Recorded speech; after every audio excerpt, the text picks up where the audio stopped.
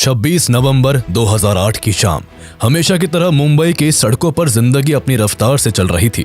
अपने कल से अनजान हर कोई अपने काम में बिजी था। किसी ने बुरे सपने में भी नहीं सोचा था कि अब से बस कुछ ही घंटे बाद मुंबई में ऐसी तबाही होगी जिसे मुंबई शहर कभी नहीं भुला पाएगा। मुंबई को दहलाने के लिए आम कपड़ों में आम दिखने वाले 8 लड़के स्पीड बोट से बुधवार पार्क में उतरते हैं। इतना नॉर्मल दिखने के बावजूद भी इन लड़कों को देखकर वहां के लोकल लोगों को थोड़ा अजीब महसूस होता है। इन लोगों में मौजूद भरत तमोरे नाम के एक आदमी को अजीब लगने के साथ साथ कुछ मिस्टीरियस भी फील हुआ। इसलिए उन्होंने फौरन सभी लड़कों को रोककर उनसे पूछा कि वो यहाँ क्या कर रहे हैं और कहाँ जा रहे हैं। इस सवाल पर पहले तो सभी हिचकिचाते हैं, लेकिन फिर कोई खुद को स्टूडेंट तो कोई कुछ बताता है। लेकिन इतने में उन लड़कों में से एक लड़का जोर से चिल्लाता हुआ बोलता है कि अपने काम से काम रखो। रात का वक्त था और ऐसे में एक ही उम्र के 8 लड़के कंधों पर 2 बड़े बड़े बैग लेकर बिना कुछ बताए वहां से निकल लेते हैं। भरत को इन लड़कों पर शक होता है, जिस कारण वो आगे चलकर इस घटना की जानकारी मुंबई पुलिस को भी देते हैं।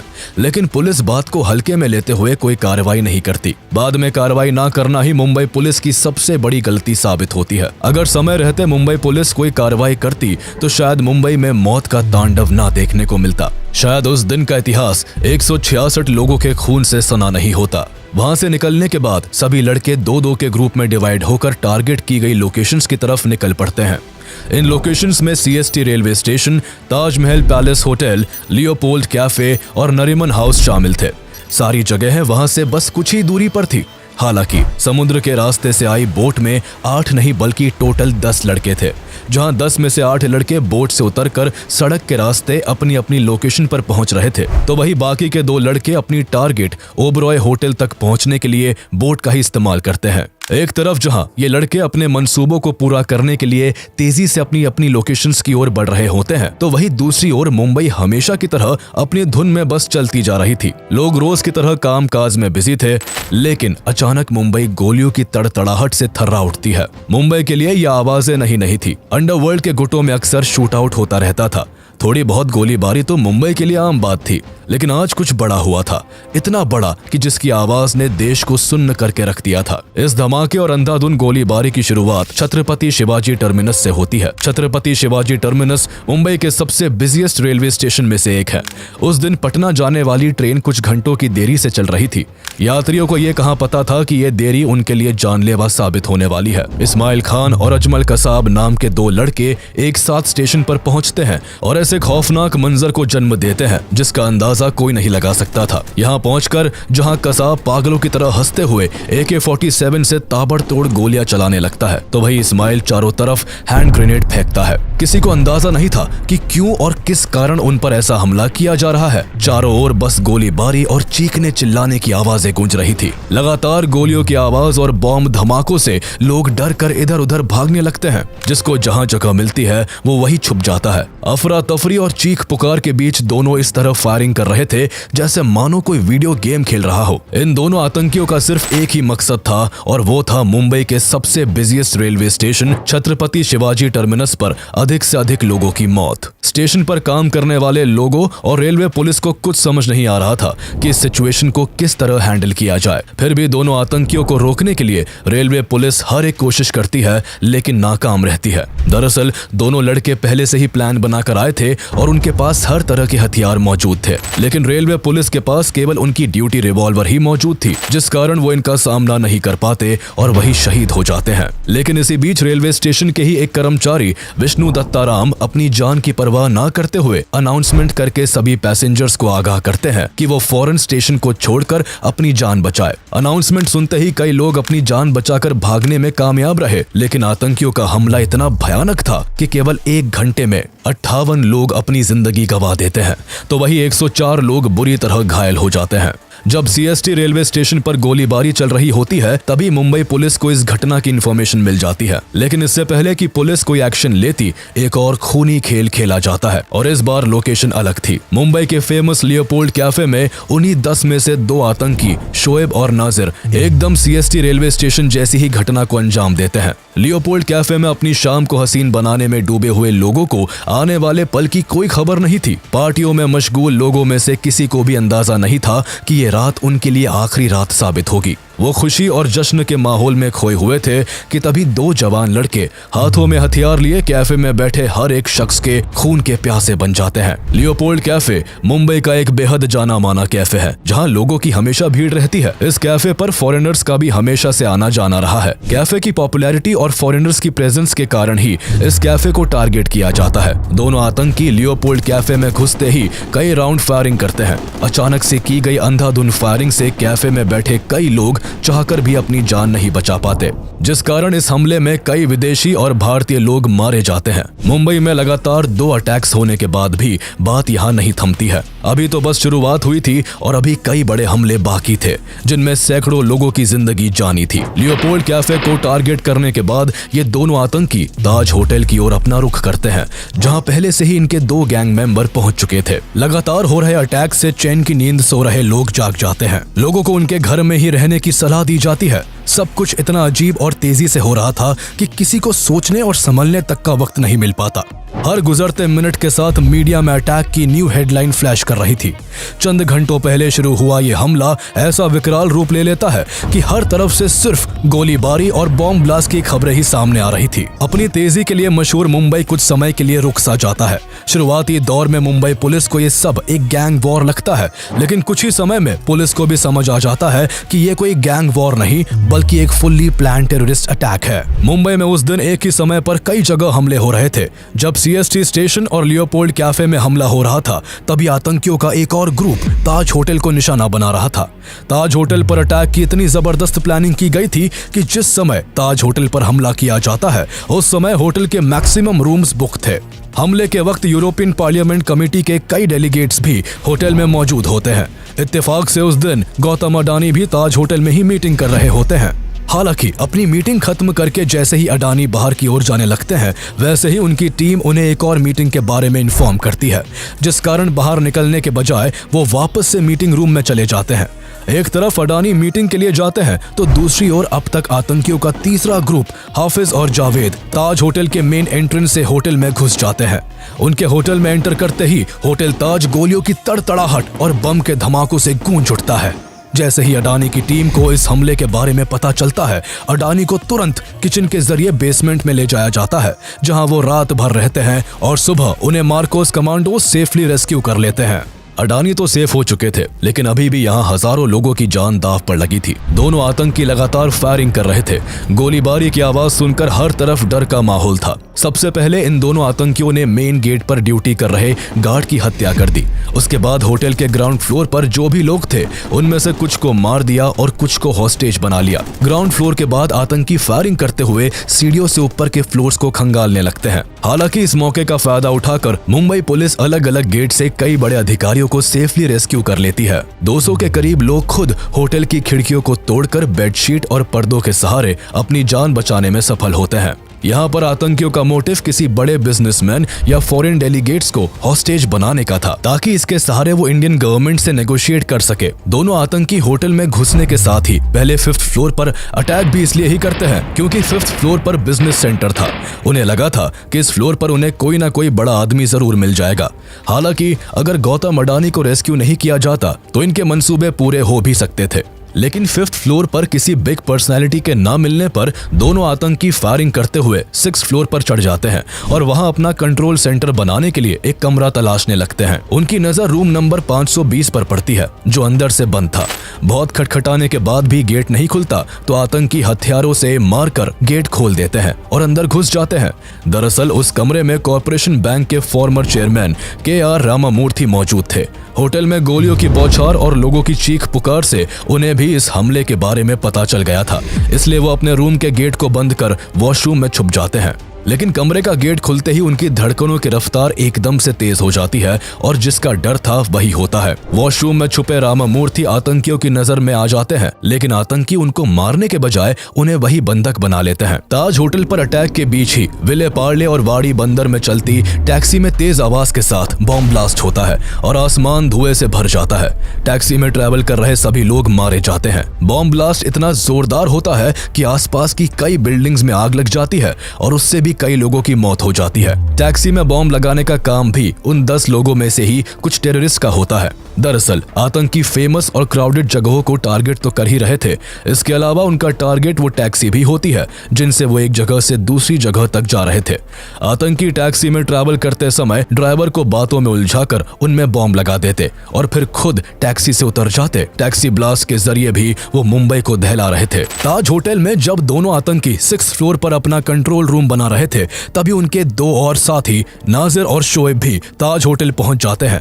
होटल पहुंचते ही ये दोनों आतंकी पागलों की तरह अंधाधुंध फायरिंग करते हुए कई लोगों को मार देते हैं और 4 लोगों को हॉस्टेज बनाकर रूम नंबर 520 में ले जाते हैं। अब इस रूम में 4 आतंकी और 5 हॉस्टेजेस होते हैं। इस वक्त कोई आतंकी लगातार किसी से फोन पर आगे के हमले को लेकर बात कर रहा होता है, तो कोई आतंकी 5 बंधकों की आईडीज को गूगल पर सर्च करके ये ढूंढने की कोशिश में लगा होता है कि काश इनमें से कोई एक बड़ा आदमी हो जिसके जरिए भारत सरकार पर दबाव बनाकर नेगोशिएशन किया जा सके। लेकिन पकड़े हुए लोगों में कोई भी बड़ा नाम नहीं मिलने पर आतंकी कमरे की चादरों और पर्दों में आग लगा देते हैं और रूम को लॉक करके खुद बाहर आ जाते हैं।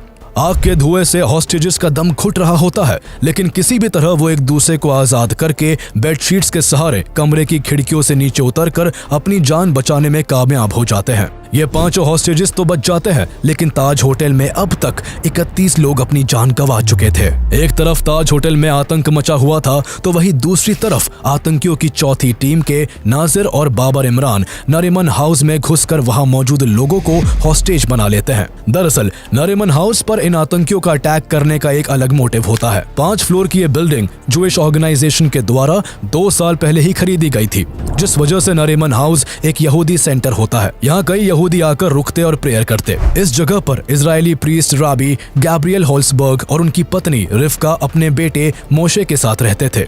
जूस सेंटर होने की वजह से आतंकियों का प्लान यहाँ पर किसी को मारने की बजाय उन्हें बंधक बनाने का होता है।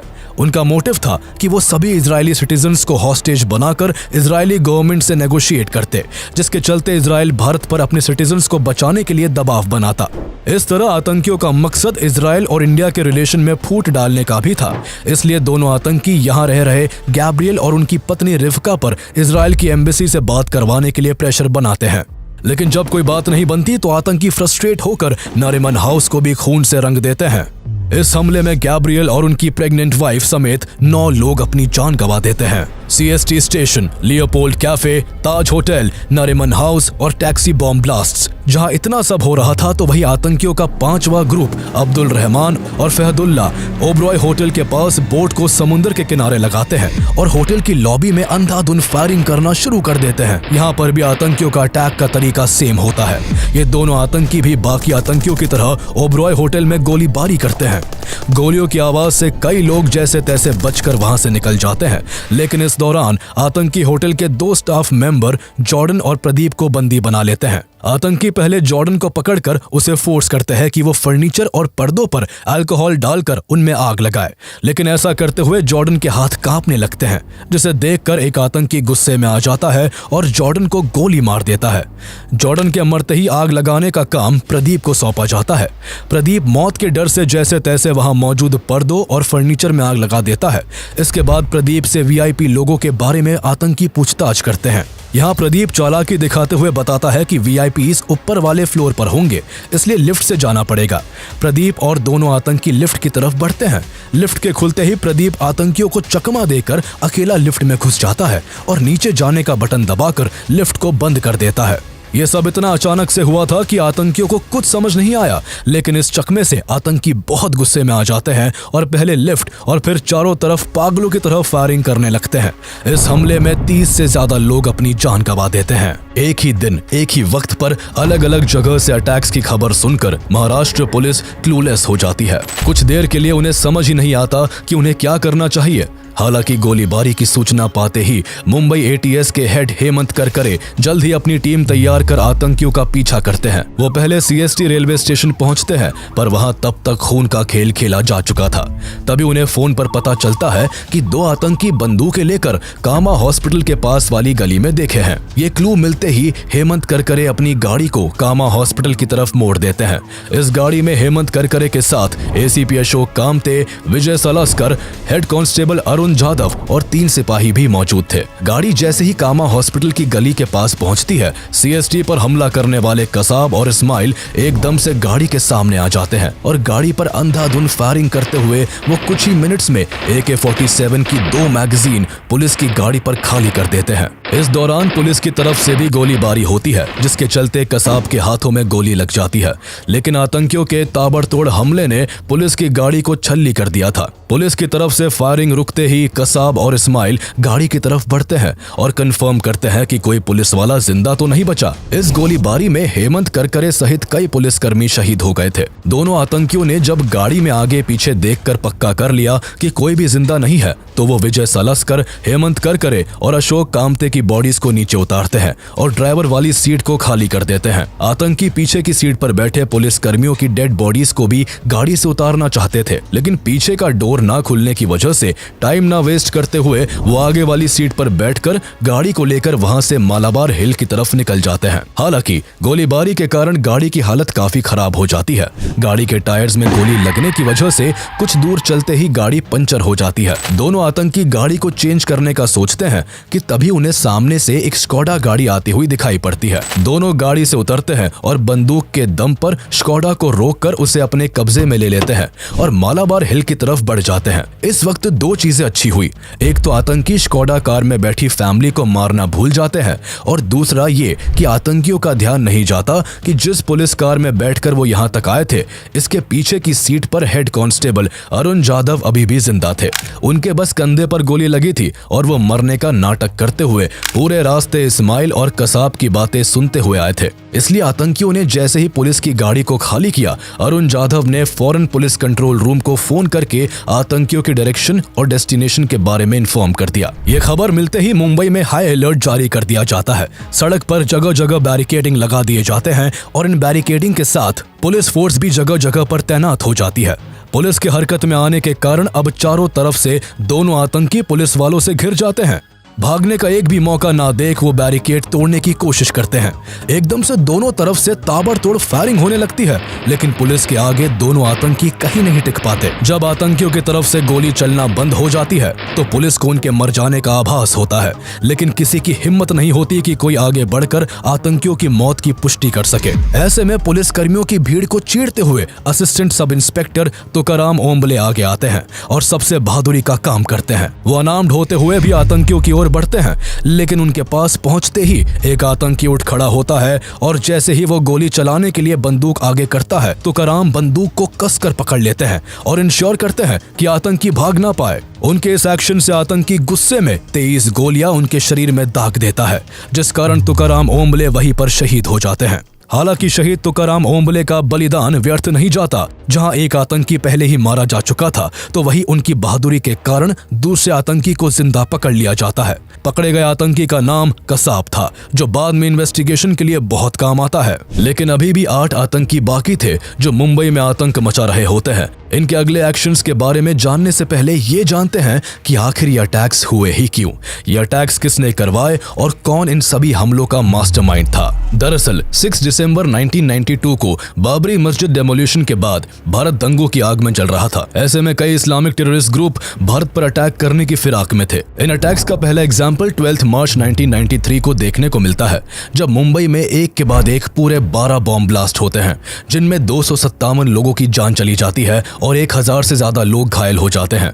इन अटैक्स की छानबीन के समय पता चलता है कि धमाकों में यूज किया गया RDX मुंबई में समुद्री रास्तों से लाया गया था। इस कारण समुद्र की सिक्योरिटी टाइट कर दी जाती है और कोस्ट गार्ड के द्वारा मुंबई के कोस्टल एरियाज की लगातार हेलीकॉप्टर और शिप्स के जरिए पेट्रोलिंग की जाती है। लेकिन अचानक से 2006 में इस पेट्रोलिंग को नेवी की तरफ से रोक दिया जाता है। नेवी के इस फैसले के कारण भारत के खिलाफ साजिश कर रहे टेररिस्ट ग्रुप्स को भारत पर अटैक करने का एक अच्छा मौका मिल जाता है। भारत को इस बात की भनक भी नहीं थी कि पाकिस्तान में बैठा लश्कर-ए-तैयबा का लीडर हफीज सईद भारत पर एक ऐसा अटैक प्लान कर रहा है जो पूरी दुनिया का ध्यान खींच ले।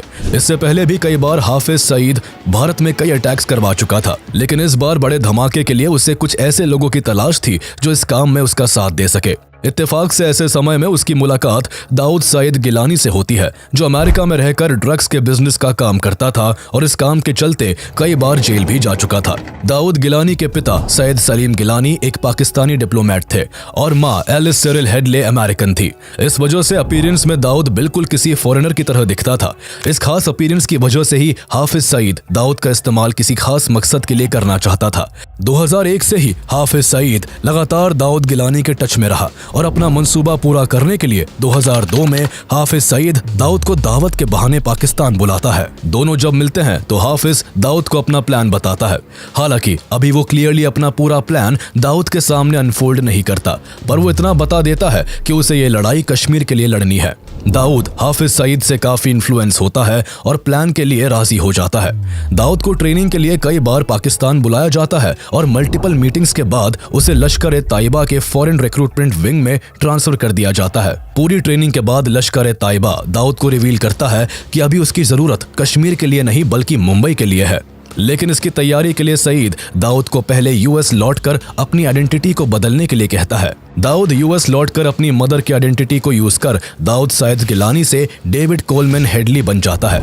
यह सब करने में पाकिस्तान की आईएसआई दाऊद की हेल्प करती है। अटैक करने से पहले भारत आकर मुंबई की उन सभी लोकेशंस की डिटेल में जानकारी लेना जरूरी था, जिसके लिए डेविड हेडली को मुंबई कई बार आना पड़ता। इसलिए डेविड हेडली बन चुका दाऊद गिलानी अपने स्कूल फ्रेंड तहव्वुर हुसैन राना से कोऑर्डिनेट करता है। दरअसल तहव्वुर राना पहले पाकिस्तान आर्मी में डॉक्टर था, लेकिन बाद में एक कैनेडियन लेडी से शादी करके 1997 में कनाडा चला जाता है और वहां काफी लंबे समय से अपनी वीजा कंसल्टेंसी कंपनी चला रहा होता है। दाऊद गिलानी तहव्वुर के साथ एक प्लान बनाता है और उसकी वीजा कंसल्टेंसी कंपनी की एक ब्रांच मुंबई में ओपन कर देता है ताकि उसे बार बार मुंबई आने जाने में कोई परेशानी ना हो।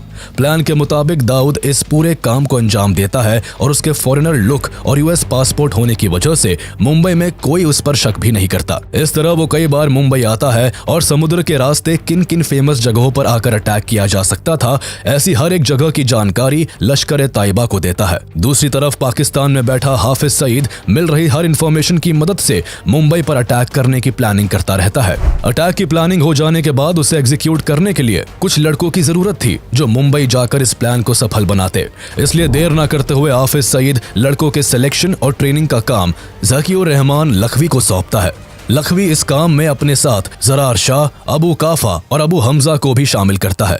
ये लोग ऐसे नौजवान लड़कों की तलाश करते हैं जो घर से भागे हुए हो या जिनकी शादी ना हुई हो, ताकि उन लोगों के आगे पीछे कोई ना हो और आसानी से मजहब और जिहाद की आड़ में इनका ब्रेन वॉश किया जा सके। काफी खोजबीन के बाद 32 लड़कों को सिलेक्ट किया जाता है। शुरुआत में सिलेक्ट किए गए सभी लड़कों को बताया जाता है कि उन्हें कश्मीर को आजाद कराने के लिए चुना गया है।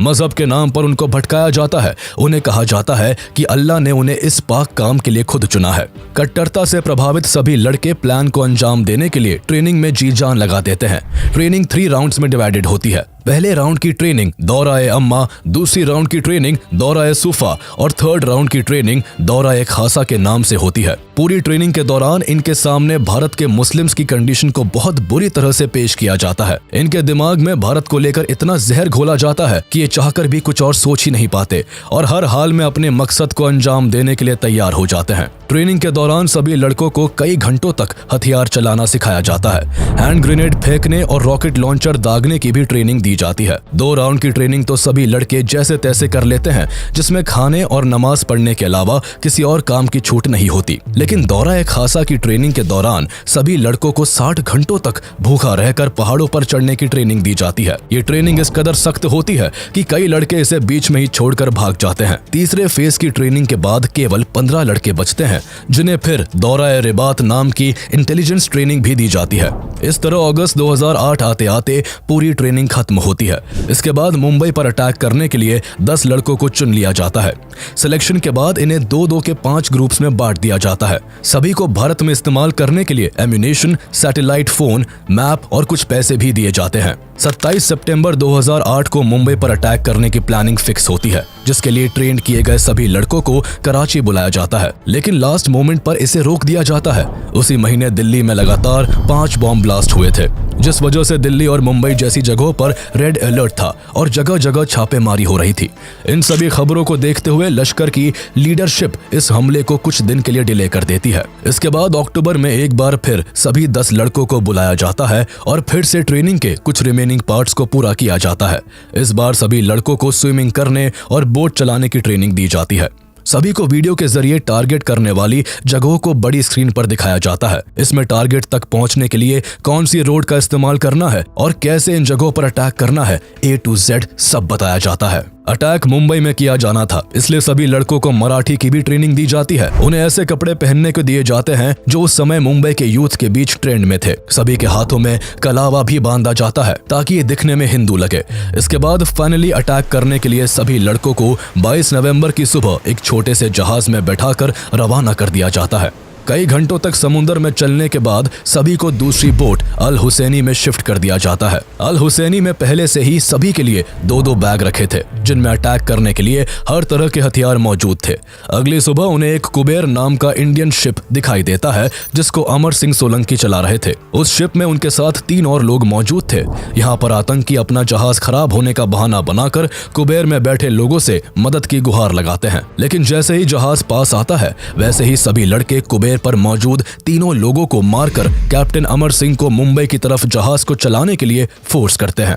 जैसे ही जहाज मुंबई के नजदीक आता है, आतंकी अमर सिंह को भी मार देते हैं और शिप को लेकर 26 नवंबर की शाम तक मुंबई के किनारे तक पहुंच जाते हैं। इसके बाद ये 10 आतंकी मुंबई में किस तरह आतंक मचाते हैं ये तो हम जान ही चुके हैं, लेकिन इन टेररिस्ट अटैक को रोकने और हॉस्टेजेस को रेस्क्यू करने के लिए भारत सरकार क्या एक्शन लेती है, ये जानने से पहले ये बताते चले कि 26/11 के अटैक से कुछ दिन पहले ही यूएस ने लश्कर ताइबा के अल हुसैनी शिप के कोऑर्डिनेट्स भारत सरकार को प्रोवाइड किए थे। इसके बावजूद इंडियन अथॉरिटीज ने न तो कोऑर्डिनेट्स की हेल्प से अल हुसैनी शिप को ट्रैक किया और न ही कोई एक्शन लिया।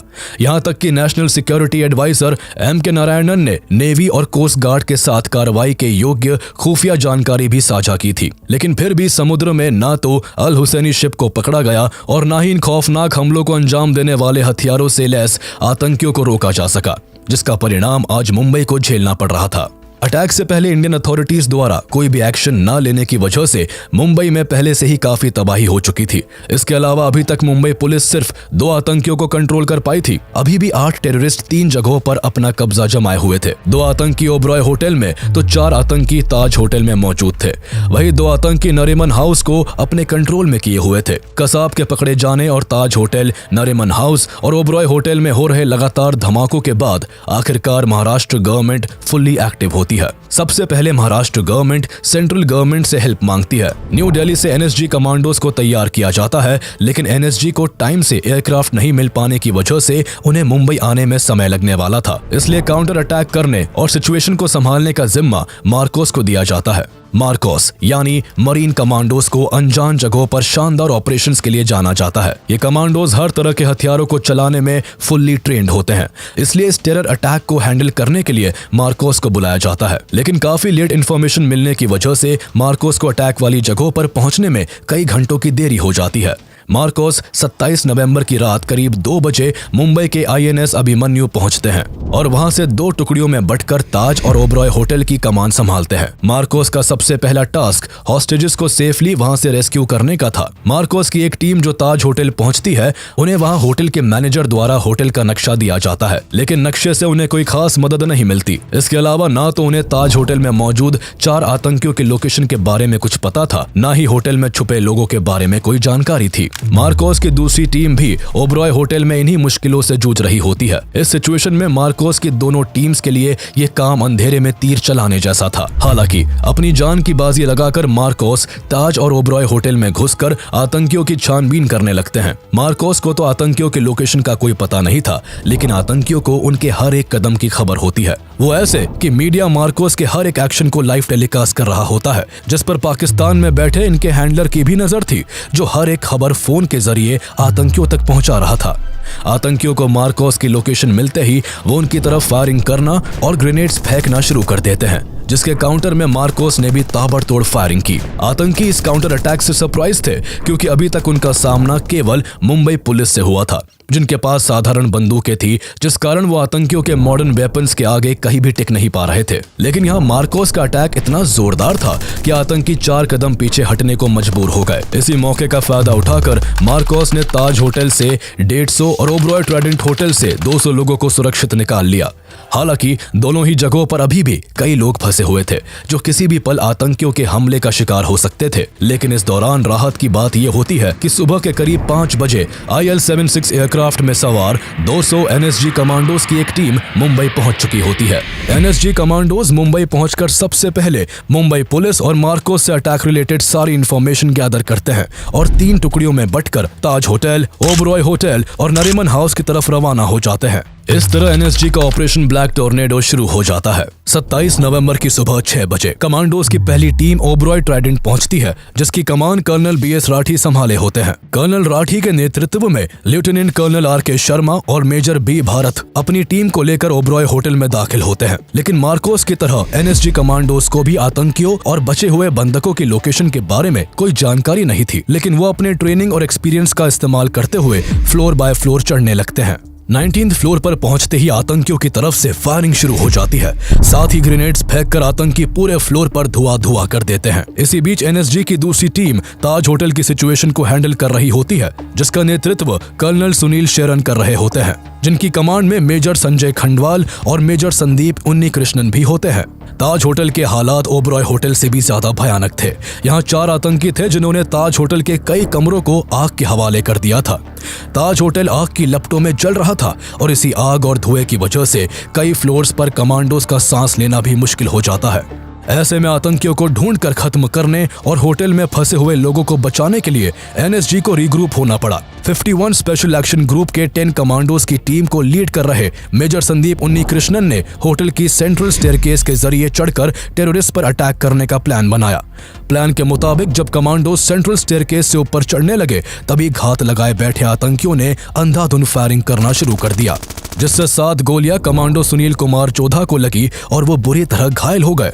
आतंकी उन पर और हमला करते इससे पहले ही सुनील को कवर देते हुए संदीप उन्नीकृष्णन और उनकी टीम ने आतंकियों पर काउंटर अटैक कर दिया। जब आतंकी थोड़ा पीछे हटे तो संदीप ने टीम से सुनील को जल्द से जल्द फर्स्ट एड देने के लिए कहा और अकेले ही सीढ़ियों पर चढ़ गए। संदीप ने जाते हुए पीछे मुड़कर अपनी टीम से कहा, मेरे पीछे मत आना, मैं संभाल लूंगा। इतना कहकर वो ऊपर चढ़ गए। संदीप और चारों आतंकियों के बीच ताबड़तोड़ गोलीबारी शुरू हो गई। अकेले संदीप उन्नीकृष्णन आतंकियों से ऐसा भिड़े कि चारों आतंकी होटल के नदन एंड के कॉर्नर में छिपने को मजबूर हो गए। लेकिन इस मुठभेड़ में संदीप पर भी गोलियों की बौछार हुई थी, जिस कारण दुश्मनों को मार गिराने की कोशिश में उन्हें अपने प्राण न्यौछावर करने पड़े। इसी दौरान 20 NSG कमांडोज की तीसरी टीम 27 नवंबर की शाम करीब 5:30 बजे नरीमन हाउस की लोकेशन पर पहुंच चुकी होती है। कमांडोज बिल्डिंग में ग्राउंड फ्लोर में घुसने की बहुत कोशिश करते हैं, लेकिन वहां मौजूद दोनों आतंकी नीचे से ऊपर जाने के सारे एंट्री पॉइंट्स को हथगोलों से तबाह कर चुके थे। ऐसे में NSG बिल्डिंग में छत के ऊपर से घुसने का प्लान बनाते हैं। अगले दिन 28 नवंबर की सुबह 7:30 बजे नरीमन हाउस की छत पर हेलीकॉप्टर से कमांडोज को एयर ड्रॉप किया जाता है। इसी बीच मीडिया कमांडोज के हर एक्शन की एक फोटो और वीडियो को लाइव टेलीकास्ट कर रहा था, जिससे कमांडोज की हर एक्टिविटी का पाकिस्तान में बैठे हैंडलर्स को टीवी के जरिए पता चल रहा होता है। हैंडलर्स कमांडोज की हर एक एक्टिविटी की खबर फोन से आतंकियों तक पहुंचा रहे थे। नरीमन हाउस में छुपकर बैठे दोनों आतंकियों ने कमांडोज की लाइव अपडेट मिलते ही उन पर ग्रेनेड्स फेंकना और फायरिंग करना शुरू कर दिया, जिसका निशाना कमांडो गजेंद्र सिंह बिश्त बने और वो वही शहीद हो गए। ओबरॉय ट्राइडेंट होटल, ताज होटल और नरीमन हाउस तीनों ही लोकेशंस पर कमांडोज काफी मुश्किलों का सामना कर रहे होते हैं। आतंकी चूहे की तरह बिलों में छिपकर बैठे थे और लगातार छिपकर हमला कर रहे थे। इसलिए कमांडोज को दुश्मनों से लड़ने के लिए बहादुरी के साथ साथ समझदारी और चालाकी से भी काम लेना जरूरी था। कमांडोज ने समझदारी दिखाते हुए ओबरॉय होटल में आतंकियों को खत्म करने के लिए कोऑर्डिनेट अटैक करने का प्लान बनाया, जिसके चलते 19th फ्लोर के एक कमरे में छिपकर बैठे दोनों आतंकियों पर कमांडोज अंदर से अटैक करते हैं। तो वही होटल के सामने एयर इंडिया की बिल्डिंग के 11th फ्लोर पर स्नाइपर्स को तैनात कर दिया जाता है। इस तरह आतंकी दोहरे हमले के बीच फंस गए। जिस कमरे में आतंकी मौजूद थे उसकी खिड़की पर स्नाइपर्स की तरफ से कई राउंड्स फायर किए जाते हैं, जिसमें एक आतंकी फौरन ढेर हो जाता है। तो वही कुछ ही देर बाद बचे हुए दूसरे आतंकी को होटल में मौजूद कमांडोज मौत के घाट उतार देते हैं। इस तरह 28 नवंबर की दोपहर 3 बजे तक एनएसजी ने ओबरॉय ट्राइडेंट को आतंकियों की गिरफ्त से आजाद करवा लिया। लेकिन इसी बीच नरीमन हाउस में गजेंद्र बिश्त के शहीद होने से कमांडोज बेहद गुस्से में होते हैं। अपने साथी की जान का बदला लेने और बिल्डिंग के अंदर फंसे लोगों को बचाने के लिए कमांडोज दोनों आतंकियों को ढूंढकर उन पर हमला करना शुरू कर देते हैं। मेजर संदीप सेन को एक क्लू मिलता है और वो एक कमरे में 2 हथगोले फेंक देते हैं, जिसमें मौजूद एक आतंकवादी आग की लपटों में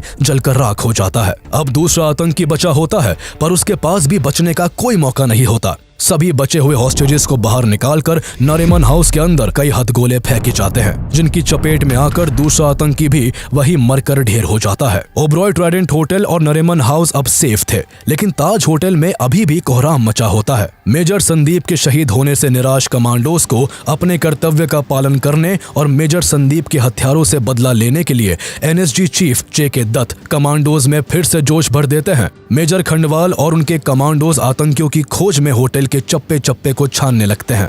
तभी उन्हें ताज होटल के वसाबी रेस्टोरेंट से गोलियों की आवाजें सुनाई देती है। कमांडोज ने बिना देर किए कई हथगोले वसाबी की तरफ फेंक दिए, जिससे वसाबी रेस्टोरेंट आग की लपटों में होता है और जान बचाने के लिए आतंकी जैसे ही सीढ़ियों की तरफ भागते हैं, तभी कमांडोज चारों आतंकियों को गोलियों से छल्ली कर डालते हैं। इस तरह 29 नवंबर की सुबह 8 बजे तक ताज होटल भी सिक्योर हो जाता है। 10 में से 9 आतंकी मारे जा चुके थे और एक आतंकी अजमल कसाब को जिंदा पकड़ा जा चुका था।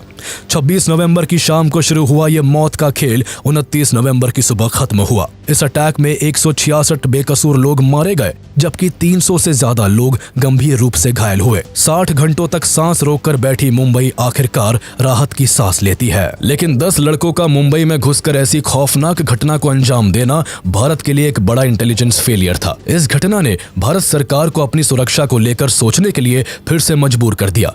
इस पूरी घटना के बाद भारत समेत पूरी दुनिया में काफी वक्त तक हलचल रही। जहां वर्ल्ड मीडिया में इस आतंकी हमले की निंदा हो रही थी, तो वहीं महाराष्ट्र में मंत्रियों के इस्तीफों का दौर जारी था।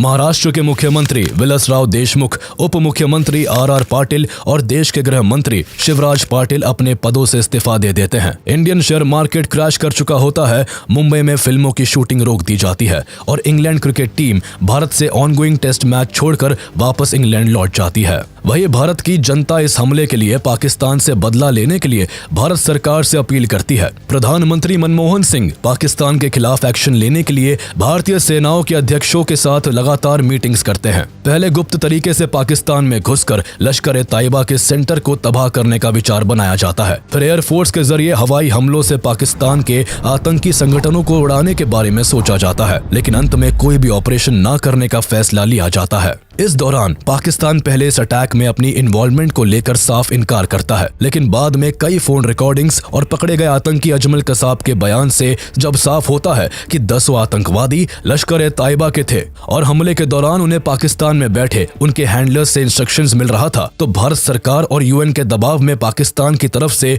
लश्कर ए तैयबा और जमात उद दावा के कुछ लोगों को गिरफ्तार किया जाता है। साथ ही अमेरिका भी दाऊद सईद गिलानी और तहव्वुर हुसैन राना को इस हमले का दोषी मानते हुए अरेस्ट कर जेल में डाल देता है। भारत इस आतंकी हमले का बदला तो नहीं लेता, लेकिन आतंकवाद पर लगाम कसने के लिए भारत सरकार द्वारा 31 दिसंबर 2008 को नेशनल इन्वेस्टिगेशन एजेंसी को स्टैब्लिश किया जाता है। एनआईए को भारत में टेररिस्ट एक्टिविटीज को इन्वेस्टिगेट करने का काम सौंपा जाता है। इसके अलावा एनएसजी के सेंटर्स को बढ़ाने का काम भी किया जाता है। मुंबई, चेन्नई और कोलकाता के साथ साथ कई जगहों पर एनएसजी के सेंटर्स खोले जाते हैं, जिससे कमांडोज बिना किसी देरी के हमले वाली लोकेशन पर पहुंचकर सिचुएशन को संभाल सके। इसके अलावा आतंकवादी अजमल कसाब पर कई सालों तक ट्रायल चलता है, जिसके चलते पाकिस्तान के लश्कर ए तैयबा और इस अटैक्स को लेकर कई राजों का खुलासा होता है। ट्रायल के दौरान सैकड़ों बेकसूरों की जान लेने वाला आतंकी कसाब अपनी जान की भीख मांगता रहा, लेकिन इस अटैक के survivor head constable Arun Jadhav की गवाही की बदौलत 2010 में कसाब को फांसी की सजा देने का फैसला होता है और फाइनली 21 नवंबर 2012 को पुणे की जेल में कसाब को फांसी दे दी जाती है। उसकी मौत के साथ ही इस हमले के आखिरी आतंकवादी को भी मिट्टी में मिला दिया जाता है।